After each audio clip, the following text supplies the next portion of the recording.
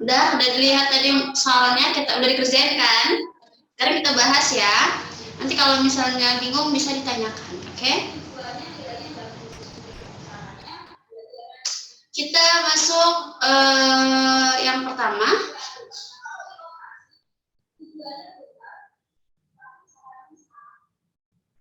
Hal berikut yang mendorong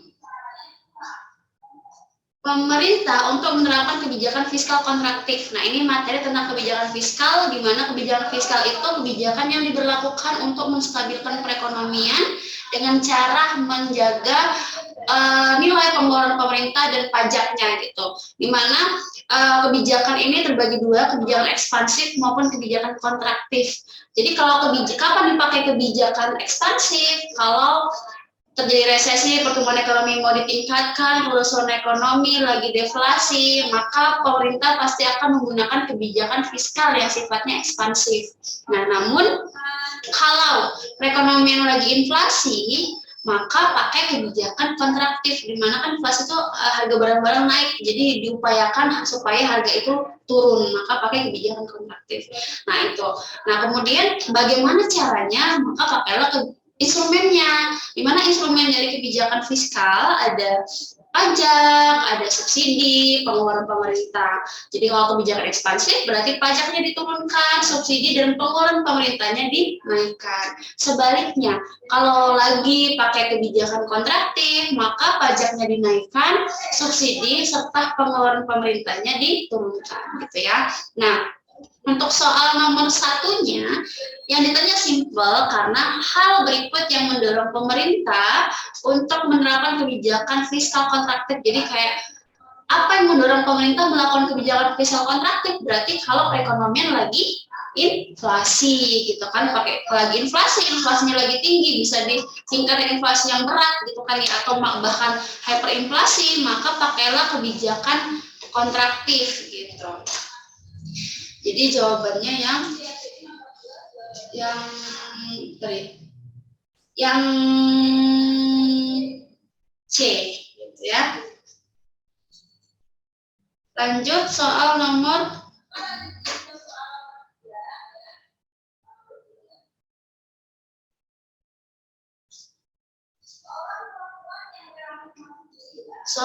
nomor 2.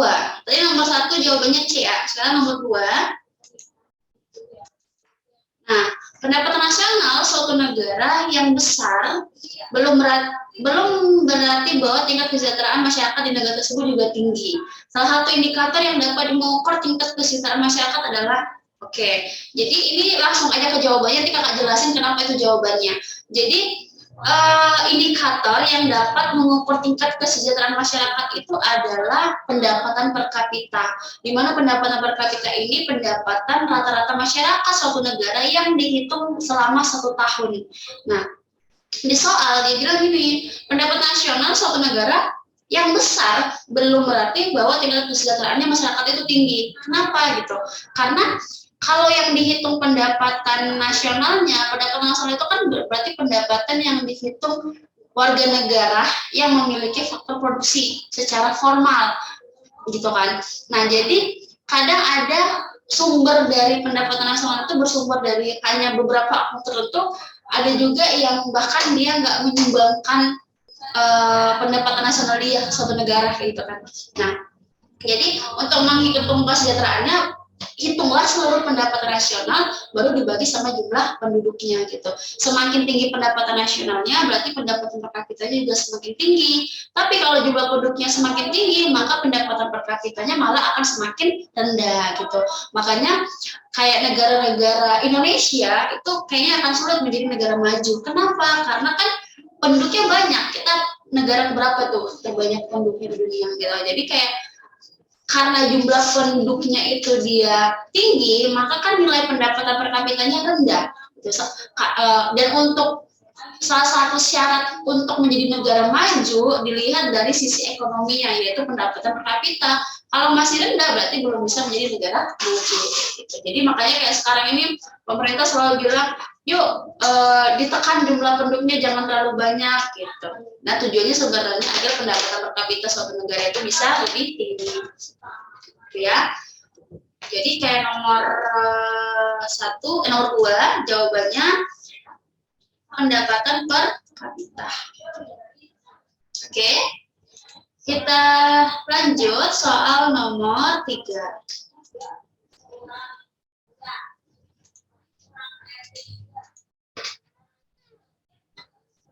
Nah, nomor 3 ini berikut ini yang merupakan kesamaan karakteristik fase persaingan sempurna dan fase persaingan monopolistik.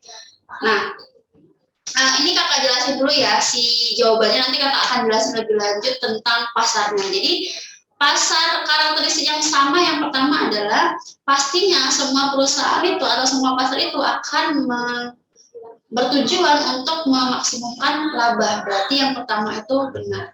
Nah, nanti yang kedua ini salah karena price taker itu hanya berlaku di pasar persaingan sempurna. Sedangkan pasar persaingan monopolistik itu dia tidak menentukan harga. Jadi harga itu bukan, dia tidak bersaing dengan harga, tapi lebih ke iklan gitu. Jadi kayak persaingan harga tapi lebih ke iklan. Sedangkan kalau pasar persaingan sempurna dia lebih ke bukan iklan, dia lebih harga itu ditentukan oleh mekanisme pasar atau price taker. Jadi ketika permintaan barang itu lagi banyak, maka harganya akan mahal gitu. Kalau permintaan barang itu rendah, berarti harga akan murah gitu. Nah, terus yang ketiga, dapat menikmati ekonomi profit lebih besar dari nol dalam jangka pendek. Ini benar. Jadi baik pasar persaingan sempurna maupun pasar persaingan monopolistik dalam jangka pendek, dia bisa memperoleh laba supernormal atau ekonomi profit lebih besar dari nol, rugi minimum ataupun laba normal itu. Nah, itu kalau dalam jangka pendek gitu. Sedangkan kalau dalam jangka panjang di kedua pasar ini hanya akan memperoleh laba normal. Jadi ini benar.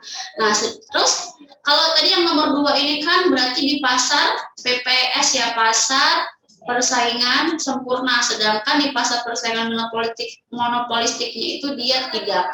Nah, nomor 4 ini salah juga karena dapat menetapkan harga di atas biaya marginal, berarti ini P lebih besar dari MC. Nah, P lebih besar daripada MC ini hanya berlaku di pasar persaingan monopolistik. Sedangkan kalau pasar persaingan sempurna, P-nya sama dengan MC sama dengan MR kayak gitu ya. Jadi yang benar itu 1 dan 3. 1, 3 itu yang B. Gitu ya. Nah, ini kamu screenshot, nanti kakak akan jelaskan lebih lagi tentang bentuk pasar. Oke, sudah di screenshot, kita pindah slide.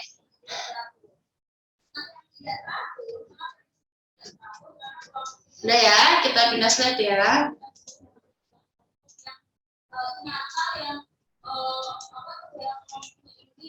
Nah, ini. Jadi, pasar itu ada pasar persaingan sempurna, pasar persaingan monopolistik, pasar oligopoli, sama pasar monopoli. Ini oligopoli sama pasar monopoli. Nah, kita lihat perbedaan masing-masing pasar ini. Di mana pasar persaingan sempurna, jumlah produsennya itu sangat banyak. Kalau di pasar persaingan monopolistik itu banyak, di pasar oligopoli beberapa penjualnya, tapi kalau di pasar monopoli cuma satu yang menjual barang itu atau jasa itu. Kemudian jenis barang di pasar persaingan sempurna, jenis barangnya homogen atau sejenis, jadi penjualnya banyak, sangat banyak, tapi jenis barangnya homogen gitu. Kalau di pasar persaingan monopolistik, jenis barangnya diferensiasi, oligopoli jenis barangnya homogen dan diferensiasi, berarti dua-duanya ada. Sedangkan kalau di pasar monopoli, jenis barangnya adalah unik atau tidak ada substitusinya, maka sifatnya lebih ke langka barang itu. Nah, informasi tentang pasar, baik penjual dan pembeli, kalau di pasar persaingan sempurna, dia sempurna, bisa mengetahui pasar dengan sempurna, tidak bisa dibodoh-bodohin gitu istilahnya. Kalau pasar persaingan monopolistik dia cukup banyak. Kalau oligopoli terbatas, kalau monopoli bahkan sangat sedikit gitu ya. Hambatan masuk pasar, kalau pasar persaingan sempurna dia hambatannya tidak ada. Kalau pasar persaingan monopolistik kecil sekali, oligopoli cukup besar, kalau monopoli itu besar. Maksudnya kayak hambatan masuk pasar itu biasanya tergantung sama sumber daya dan modal. Kayak misalkan nih pasar monopoli kan contohnya kayak apa itu PT KAI, PLN itu kan ya, di mana modalnya sangat besar dan sumber dayanya dimiliki oleh negara, jadi itu tidak bisa diproduksi oleh swasta kayak gitu, makanya hambatannya sangat besar. Terus kebijakan harga, pasar persaingan sempurna sebagai price taker. Price taker tadi ini maksudnya harga itu ditentukan oleh mekanisme pasar tergantung permintaan dan penawaran di pasar. Jadi kalau permintaannya tinggi maka harganya jadi mahal, kalau permintaannya turun maka harganya jadi murah, seperti itu. Nah, kalau pasar persaingan monopolistik, dia persaingan harga, maksudnya tuh dia tidak terlalu bersaing dengan harga, namun dia lebih saingannya dengan iklan gitu, kayak produk-produk Unilever gitu kan, kayak sampo, kayak makanan, baju, nah itu dia lebih ke iklan bukan ke harga. Nah, terus kalau pasar oligopoli, price leader dia menentukan harga, cuman yang bisa menentukan harga itu adalah produsen atau perusahaan yang bisa menguasai pasar minimal 60% pangsa pasar. Jadi disebut sebagai price leader. Nah, sedangkan kalau pasar monopoli price maker, jadi dia yang harga. Contoh kayak PT KAI, PLN gitu kan ya. Kan dia menentukan harga ya. Nggak bisa, kita sebagai konsumen tuh hanya bisa menerima. Satu, karena dia memiliki daya monopoli, daya powernya gitu, tidak ada saingannya gitu. Nah, kurvanya kalau pasar persaingan sempurna horizontal, persaingan monopolistik landai, kalau si oligopoli patah, sedangkan pasar monopoli curam atau inelastis. Ini kalau pasar persaingan sempurna dia horizontal itu dia elastis sempurna, kalau ini dia landainya elastis, kalau curam dia ini elastis. Nah, contoh barangnya kalau di pasar persaingan sempurna itu bentuk kayak sayur mayur yang ada di pasar. Kalau pasar persaingan monopolistik dia kayak produk Indofood, tapi kalau di pasar oligopoli yang homogen dia berbentuk seng gitu kan ya. Tapi kalau yang diferensiasi itu kayak mobil, motor, ini PTK ini untuk pasar monopoli. Nah, ini ada beberapa perbedaan dari jenis atau bentuk pasar yang ada di Indonesia. Oke, udah difoto, screenshot ya, biar ada pembagiannya. Kita lanjut ke soal nomor 4.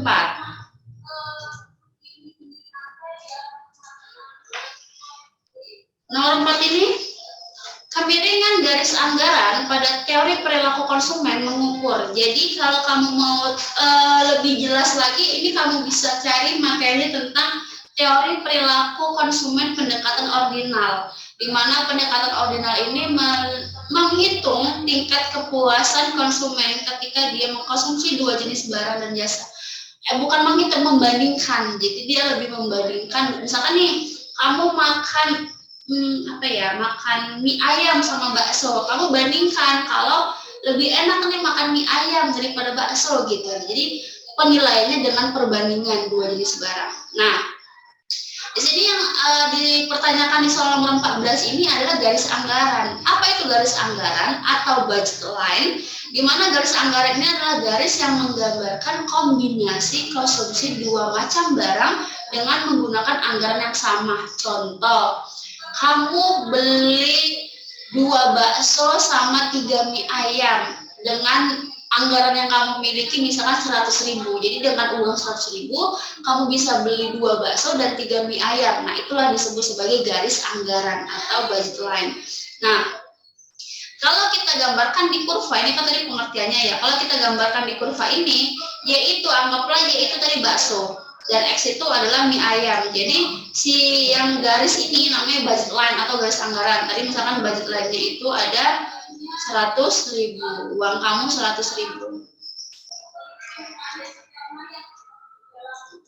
Jadi dengan 100.000 itu kamu bisa menggunakan uangnya untuk membeli dua jenis barang ini. Nah, yang jadi pertanyaannya adalah kemiringan dari garis anggaran pada teori perilaku konsumen mengukur apa katanya. Jadi kalau yang A, elastisitas hilang dari dua barang, ini salah. Ini salah. Terus tingkat substitusi marginal ini juga tidak ada. Kalau tingkat substitusi marginal itu adanya di teori indiferensi, di mana kurva indiferensi ini adalah kurva yang menggambarkan kombinasi konsumsi dua jenis barang dengan tingkat kepuasan yang sama. Jadi kalau garis anggaran itu dianya menggunakan anggaran yang sama untuk konsumsi dua jenis barang, sedangkan kurva indiferensi dia kombinasi dua jenis barang dengan menghasilkan tingkat kepuasan yang sama. Itu kemiringannya itu disebut sebagai tingkat substitusi marginal atau MRS. Nah, yang C, ini benar nih yang C ini ya, harga relatif dari dua barang. Jadi harga barang Y sama harga barang S. Tadi harga bakso sama harga mie ayam gitu. Terus yang D sama E itu salah, ini salah, nggak ada. Ini maksudnya ada untuk materi yang lain nih, tapi tidak di materi ini gitu ya. Jadi untuk soal nomor 4 jawabannya yang C. Cuman kalau mau menghitung slope dari garis anggaran ini atau kemiringan dari kurva garis anggaran, rumusnya tinggal PX per PY, di mana PX itu adalah harga barang X dan Y itu harga barang Y. Kalau ada soal untuk menghitung gitu. Kalau yang ditanya apa itu kemiringan kurva garis anggaran, berarti perbandingan atau harga relatif dari dua jenis barang gitu. Kalau ditanya pengertiannya, berarti pengertian dari garis anggaran apa? Pengertiannya kombinasi konsumsi dua jenis barang dengan anggaran konsumen yang sama besarnya gitu. Oke, itu dia soal nomor 4. Jawabannya yang C, harga relatif dari dua barang. Oke, kita lanjut. Soal nomor 5. Oke, ini. Jadi nomor 5 ini materinya tentang APBN atau Anggaran Pendapatan Belanja Negara. Nah, kita baca soalnya ya. Berikut ini salah satu asumsi yang digunakan oleh pemerintah dalam menyusun RAPBN. Jadi kalau kita lihat alur singkatnya aja ya. RAPBN itu kan rancangan anggaran pendapatan belanja negara. Jadi misalkan kita mau bikin atau pemerintah mau bikin RAPBN di tahun 2023, berarti harus selesai dikerjakan rancangan ini selambat-lambatnya di bulan November tahun 2022 atau pokoknya selama-lambatnya November lah 2022. Nah, namun sebelum merancang APBN ini berarti kan ada asumsi yang dia gunakan gitu kan ya. Asumsinya apa aja? Yang pertama dilihat tingkat pertumbuhan ekonomi gitu. Jadi misalkan nih lihat RAPBN atau APBN di tahun 2022 atau 2021 bagus enggak gitu. Kalau kita lihat di sini contohnya nih RAPBN atau APBN di tahun 2019 itu 5,3% gitu. Jadi kalau 5,3% itu termasuk lumayan loh ya kan, karena pertumbuhan ekonomi itu naik lebih dari 5%. Terus inflasi, nah inflasi itu 3,5%. Jadi kalau kamu masih ingat tentang tingkatan inflasi, jadi tingkatan inflasi itu ada inflasi ringan, ya kan? Inflasi sedang, inflasi berat, dan hyperinflasi. Dimana kalau inflasi ringan itu tingkatan inflasinya 0 sampai 10%, kalau ringan 10 sampai 30%, kalau berat 30 sampai 100, kalau hyperinflasi lebih dari 100%. Nah, kalau kita lihat di soal, lihat di tabel ini 3,5%. Jadi, inflasi itu perlu nggak? Kan harga barang-barang jadi mahal, itu perlu. Kenapa? Untuk memacu pertumbuhan ekonomi. Sangat perlu inflasi, tapi diharapkan inflasi yang sangat perlu ini pada tingkatan inflasi yang sedang, yang ringan kok sedang, yang ringan di mana 0 sampai 10% itu kalau bisa harus inflasi segitu tuh harus gitu. Nah, kalau dilihat di tabel ini, di soal ini dia 3,5% jadi bagus ya, lumayan lah, nggak besar gitu.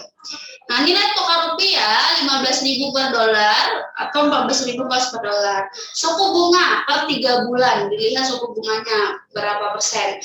Harga minyak dunia murah atau mahal? Kalau mahal berarti nanti APBN-nya untuk pengeluarannya itu lebih ditingkatkan di dalam pembelian minyak gitu. Kalau murah bisa dikurangi. Lifting gas dan minyak atau produksi gas dan minyak serta cost recovery atau kayak biaya-biaya yang harus dikeluarkan untuk dana darurat, untuk membayar utang, kayak gitu. Ya. Nah, jadi kayak APBN ketika sudah disusun menjadi RAPBN ya kan. Jadi kayak kan ini APBN kan untuk negara, jadi rancangan pusat gitu. Jadi ketika RAPBN telah dibuat, maka pemerintah ajukan ke DPR. Kalau DPR menyetujui rancangan yang telah dibuat oleh pemerintah pusat, maka disahkan dan dipakailah APBN tersebut. Namun, jika DPR tidak menyetujui RAPBN yang telah dibuat oleh pemerintah pusat, maka bisa memakai APBN tahun sebelumnya, seperti itu ya. Nah, di sini apa asumsinya yang kita pilih ya? Yang A itu tidak benar, tingkat pengangguran salah. Yang B ini tingkat inflasi, karena inflasi di sini ada nih tingkat inflasi gitu ya. Jadi jumlah penduduk itu tidak, pendapatan juga tidak, dan jumlah uang beredar juga tidak. Ini salah. Jadi yang benar hanya tingkat inflasi. Jadi kalau dilihat inflasinya tinggi berarti tidak baik tuh rancangan anggaran pendapatan belanja negaranya, gitu ya. Oke, sudah bisa dipahamin. Kita lanjut ke soal nomor 6. Nih. Nah, produk domestik bruto atau PDB adalah nilai barang dan jasa yang dihasilkan oleh siapa katanya. Jadi, produk domestik bruto atau gross domestic product, nah itu sama aja gitu. Jadi GDP atau PDB adalah nilai akhir barang dan jasa yang dihasilkan oleh unit-unit produksi yang berada dalam suatu domestik atau suatu wilayah tertentu yang diukur dengan satuan uang selama 1 tahun. Jadi di sini kalau kita menghitung menggunakan GDP atau PDB berarti perhitungannya yang dihitung seluruh pendapatan dalam satu domestik atau wilayah. Contoh misalkan di Indonesia, ini ada gambar nih. Pak Fikri orang Indonesia dan Mr. James itu orang luar negeri, orang Amerika gitu kan ya. Nah, pendapatan mereka tuh dihitung. Jadi mereka tinggal di Indonesia gitu kan. Jadi baik Pak James maupun Pak Fikri ini pendapatan nasionalnya dia dihitung karena mereka tinggal di Indonesia, maka itu perhitungan menggunakan PDB atau produk domestik bruto gitu. Nah, kalau kita lihat soalnya ya, penduduk negara asing di suatu negara, penduduk negara asing di suatu negara. Ini agak benar sedikit, cuma kita lihat lagi mana yang paling benar. Penduduk suatu negara di negaranya sendiri. Jadi kalau misalnya ini digabungin, yang A sama B digabungin itu mungkin benar, gitu. Tapi kan satu-satu jadi salah. Yang C penduduk suatu negara, nih baik di negaranya maupun negara lain tidak, karena kan kalau PDB itu khusus di negaranya itu sendiri, gitu. Jadi secara domestik atau kewilayahan, jadi salah. Terus yang D penduduk negara sendiri dan negara asing, kurang lengkap. Yang benar adalah yang E, penduduk negara sendiri dengan penduduk negara lain di negara tersebut. Jadi kayak Pak Fikri orang Indonesia yang tinggal di Indonesia dengan Pak James orang luar yang tinggal di Indonesia, maka penghasilan mereka dihitung, dijumlahkan itu berarti sedang menggunakan pendekatan PDB atau produk domestik bruto gitu. Kak, jadi kalau misalnya orang Indonesia yang bekerja di luar negeri gimana Kak? Gitu kan, misalkan orang Indonesia bekerja di Singapura. Nah, kalau kita menghitung penghasilan orang luar negeri yang bekerja di orang dalam negeri yang bekerja di luar negeri, berarti namanya PNB-nya Indonesia gitu, atau GNP-nya Indonesia, begitu ya. Jadi kayak misalkan nih kakak kamu bekerja di Singapura, nah berarti kakak kamu itu masuk ke dalam GDP-nya Singapura dan GNP-nya Indonesia, gitu ya. Kira-kira bisa dipahami? Kita lanjut. Soal nomor 7.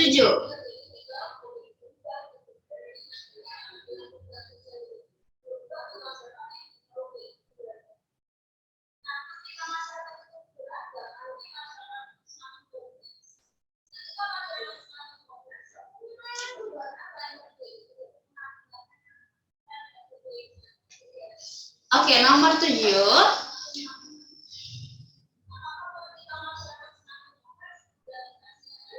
Upah dan gaji adalah balas jasa yang diterima oleh para pemilik faktor produksi apa katanya.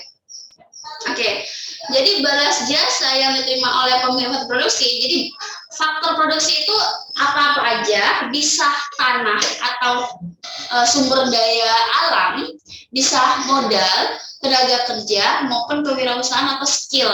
Jadi ketika kamu memiliki faktor produksi berupa tanah atau sumber daya alam, maka balas jasanya berupa sewa atau rent.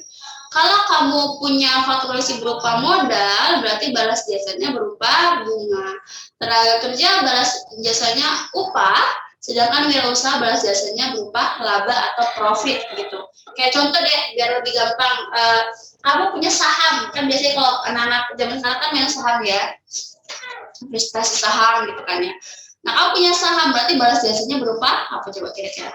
Dividen gitu. Jadi tergantung sama nama faktor produksinya gitu. Balas jasanya itu berbeda-beda. Nah, nomor 7, upah. Nah, upah dan gaji. Upah dan gaji adalah balas jasa yang diterima oleh pemilik faktor produksi apa? Tenaga kerja.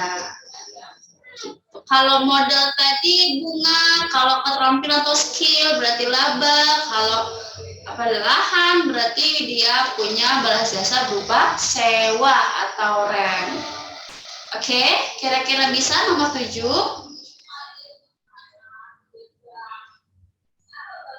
Kita lanjut ya kalau bisa.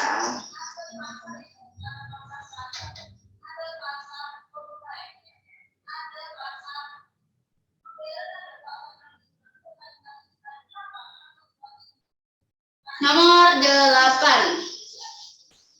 Nomor 8 ini, kita lihat ya, laba maksimum akan dicapai oleh perusahaan pada saat output dalam kondisi apa? Nah.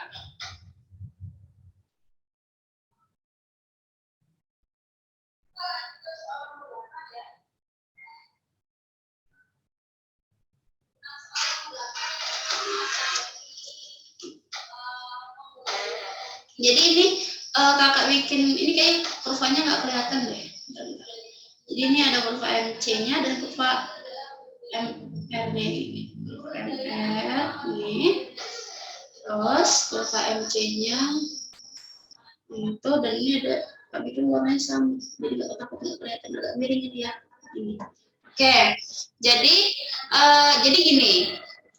Kalau di soal ini sering banget keluar sebenarnya. Kalau ditanya laba maksimum atau rugi minimum gitu, itu syaratnya sama. Syarat dari laba maksimum atau rugi minimum ketika output berada pada saat MR sama dengan MC, atau marginal revenue sama dengan marginal cost, atau penerimaan marginal sama dengan biaya marginal gitu ya bahasa Indonesia-nya. Coba kita lihat di sini, ini yang titik ini adalah titik laba maksimum. Dari mana kita lihat? Dari kurva bawahnya itu kurva laba, di mana labanya itu paling tinggi. Ini kan kayak gunung paling tinggi ini kan, ini laba maksimum. Jadi gampangnya ketika sudah berpotongan kurva permintaan kurva penawaran, berarti di titik output itu telah terjadi yang namanya kalau dia laba berarti laba maksimum, kalau dia rugi juga ruginya minimum, rugi paling kecil gitu. Nah, kayak gimana kalau mereka tidak berpotongan, berarti mereka belum laba maksimum atau rugi minimum. Jadi kondisinya seperti ini. Jika MR-nya lebih besar daripada MC, berarti itu kondisi sebelum berpotongan. Jadi kondisi yang di sini itu sebelum berpotongan, itu kondisi MR-nya lebih besar daripada si MC. Nah, itu belum laba maksimum. Jadi gimana Kak supaya laba maksimum? Maka produksinya ditambah lagi sampai mencapai laba maksimum. Jadi ketika MR-nya lebih besar daripada MC, maka produksi ditambah untuk mencapai titik laba maksimum. Nah, tapi kalau udah melewati laba maksimum, nah itu kondisinya maka MR-nya lebih kecil daripada MC. Udah nggak laba lagi, nggak laba maksimum lagi. Berarti untuk kembali ke laba maksimum, maka kurangilah produksinya gitu ya. Jadi ada 3 kondisi. Ketika MR lebih besar daripada MC, produksinya ditambah. ketika MR lebih kecil daripada MC, produksinya dikurangin. Kalau MR sama dengan MC berarti produksinya tetap di situ aja karena telah terjadi yang namanya laba maksimum gitu ya. Oke, kita kembali ke soal. Dalam 8, laba maksimum akan dicapai oleh perusahaan pada saat output dalam kondisi MR sama dengan MC atau yang A, penerimaan marginal sama dengan biaya marginal, begitu. Oke, nomor 8 jawabannya yang A. Ada yang mau ditanyakan? Nomor 8, ada yang bingung? Bisa? Kalau bisa kita lanjut soal nomor 9.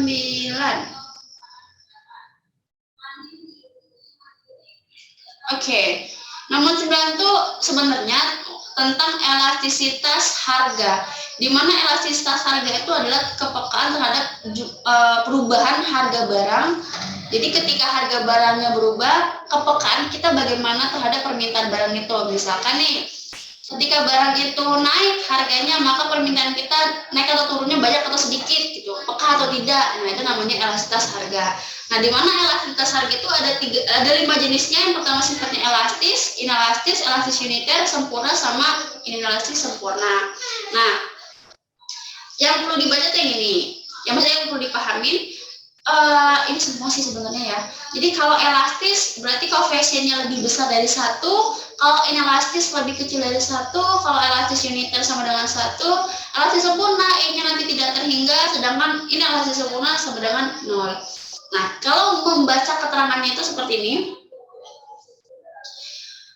Persentase delta Q berarti persentase perubahan jumlah barang yang diminta lebih besar daripada persentase perubahan harga.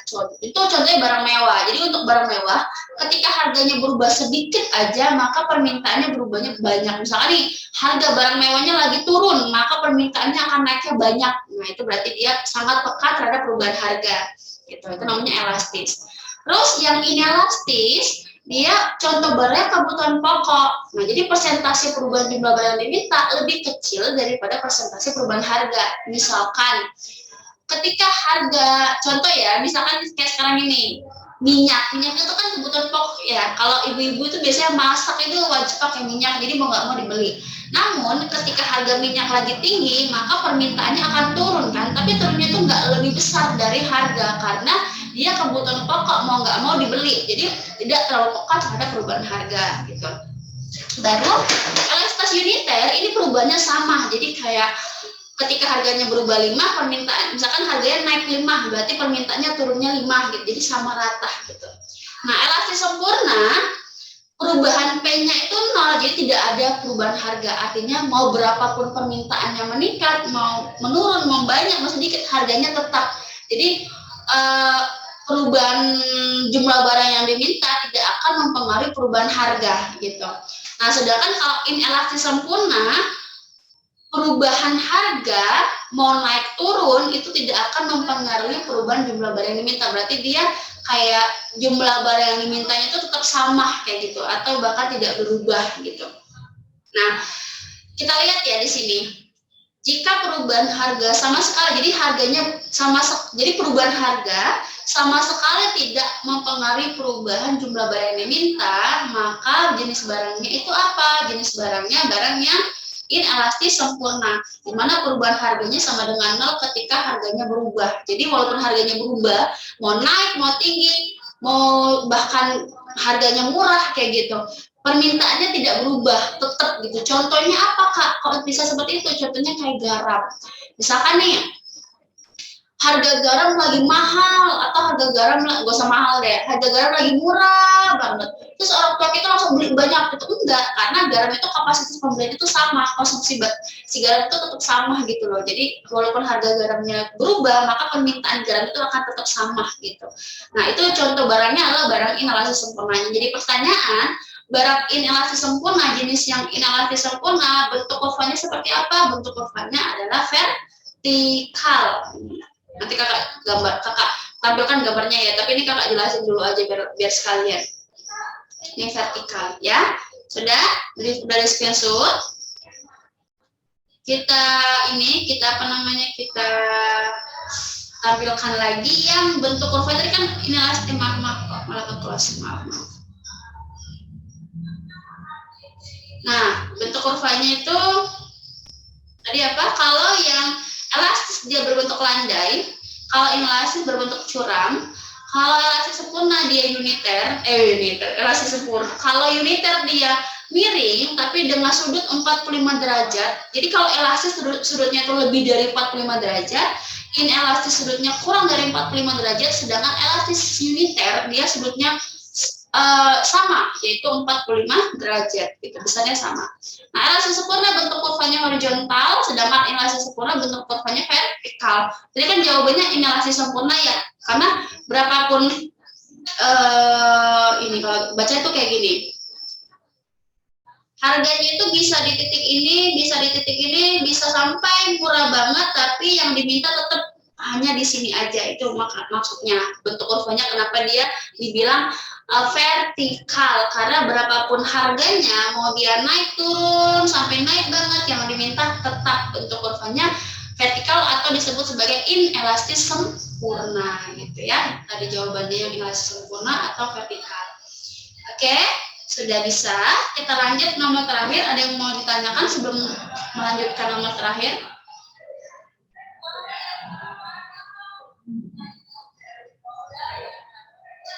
Nggak ada ya. Sekarang kita lanjut ke materi terakhir. Nomor 10. Nih, aktivitas pemikiran yang mengarah ke masa depan menyangkut penentuan serangkaian tingkatan berdasarkan pemilihan dari berbagai alternatif yang ada dan dirumuskan dalam bentuk keputusan yang ada dikerjakan dalam usaha mencapai tujuan. Disebut apa katanya? Oke. Ada pengorganisasian, ada pengarahan, ada perencanaan, ada pengawasan gitu kan. Nah, jadi sebenarnya fungsi ini namanya fungsi manajemen. Fungsi manajemen itu banyak, tapi ini kakak ambil berdasarkan para ahli yang namanya George Terry gitu. Jadi kata si Terry itu ada 4 fungsi manajemen, yaitu POAS, perencanaan, pengorganisasian, pengawasan atau controlling, sama actuating. Nah, dimana kalau perencanaan itu memikirkan dan menentukan apa yang akan dikerjakan dengan sumber yang dimiliki untuk mencapai tujuan. Jadi dia kayak memikirkan sesuatu untuk dikerjakan sehingga akan mencapai tujuan yang ingin dicapai. Kalau pengorganisasian, dia kayak membagi suatu kegiatan menjadi kegiatan-kegiatan kecil, kayak misalkan nih di sub-sub bagian-bagian setelah disusun gitu. Misalkan ini bagian pemasaran, bagian produksi, bagian akuntansinya kayak gitu. Baru pengawasan berarti ini kayak melihat, mengawasi, menilai apakah sudah sesuai dengan rencana yang tadi ditetapkan di awal. Nah, baru actuating itu menggerakkan orang-orang yang mau bekerja sendiri atau penuh kesadaran untuk bekerja sendiri tanpa harus diawasin, itu namanya actuating. Nah, kalau kita lihat di soal itu kan aktivitas untuk memikirkan mengarah ke masa depan untuk mencapai tujuan. Ya udah, berarti fungsi manajemennya perencanaan atau planning gitu. Rencana atau planning mana tuh? Mana? Yang D. Oke. Kira-kira 10 soal ada yang mau ditanya? Nah, nggak ada ya. Jadi sebenarnya ini kan kita bahas TH, kalau ada waktu lebih bahas PS gitu. Dimana TH sama PS juga sebenarnya ada pembahasannya gitu kan ya. Nah, untuk PS itu ada 30 soal, tapi kayaknya kita nggak keburu nih, soalnya tinggal 3 menit lagi, jadi nggak keburu untuk membahas PS-nya. Jadi kalau kamu ada waktu luang, mungkin bisa dibahas ya sendiri gitu, bisa kamu baca-baca, lihat sendiri, mumpung ada waktu untuk ngerjakan sebelum UTBK gitu ya. Oke, kira-kira ada yang mau ditanya nggak sampai 10 soal ini? Nggak ada ya. Kalau tidak ada, kalau tadi selama mengajar ada kekurangan, kesalahan kakak mau dimaafkan, kakak akhiri. Wassalamualaikum warahmatullahi wabarakatuh. Waalaikumsalam, terima kasih Kak. Iya, sama-sama.